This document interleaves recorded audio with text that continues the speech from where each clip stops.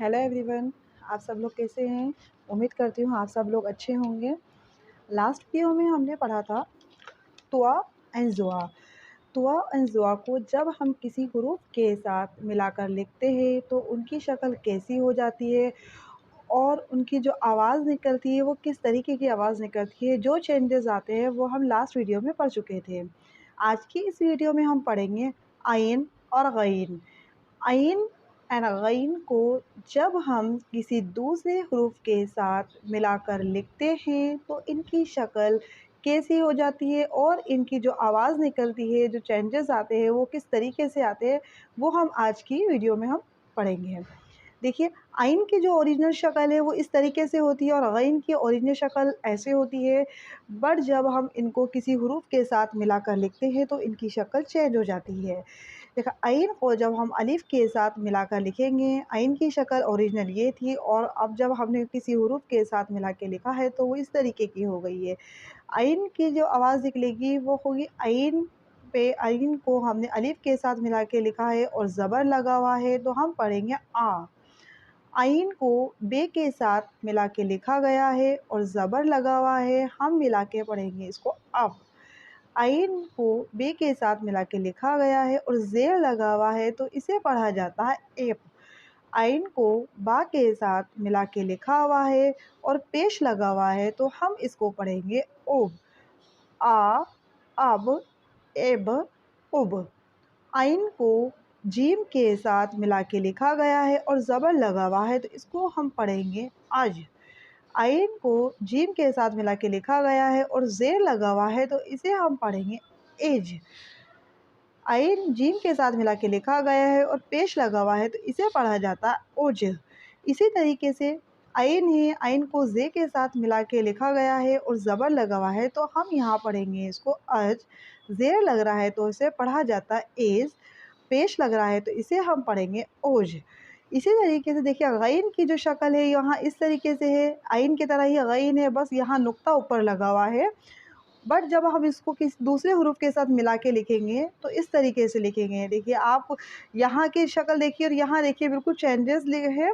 अब गईन को रे के साथ मिला के हम पढ़ेंगे और ज़बर लगा हुआ है तो पढ़ा जाता है गर। गईन को रे के साथ मिला के लिखा गया है और ज़ेर लग रहा है तो इसे पढ़ते हैं गैर। पेश लग रहा है तो इसको हम पढ़ेंगे गुर। गर, गैर, गुर।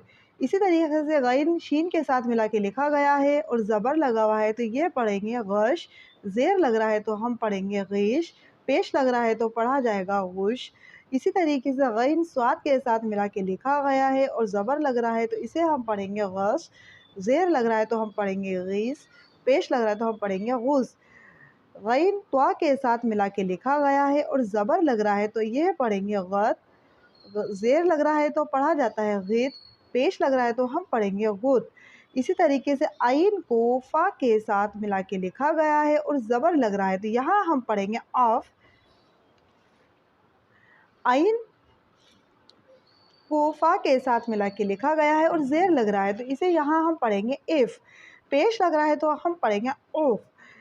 आइन काफ के साथ मिला के लिखा गया है और ज़बर लग रहा है तो यहाँ हम पढ़ेंगे अक। ज़ेर लग रहा है तो पढ़ा जाता है एक। पेश लग रहा है तो हम पढ़ेंगे ओ। इसी तरीके से गईन लाम के साथ मिला के लिखा गया है। आप मेरे साथ ध्यान से देखिए और हर हरूफ को अच्छे से समझिए। गईन लाम के साथ मिला के लिखा गया है और ज़बर लग रहा है तो यहाँ हम पढ़ेंगे गल। ज़ेर लग रहा है तो हम पढ़ेंगे गिल। पेश लग रहा है तो हम पढ़ेंगे हुल। इसी तरीके से गईन मीम के साथ मिला के लिखा गया है और ज़बर लग रहा है, यहाँ हम पढ़ेंगे गम। गिम, गुम।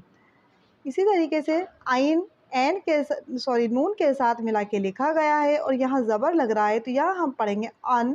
ज़ेर लग रहा है तो हम पढ़ेंगे इन। पेश लग रहा है तो हम पढ़ेंगे उन। आइन हा के साथ मिला के लिखा गया है और ज़बर लग रहा है तो यहाँ हा की और आइन की आवाज़ निकलेगी आह। आइन आइन के साथ हा मिला के लिखा गया है, आइन हा के साथ में लिखा गया और ज़ेर लग रहा है, यहाँ हम पढ़ेंगे ए।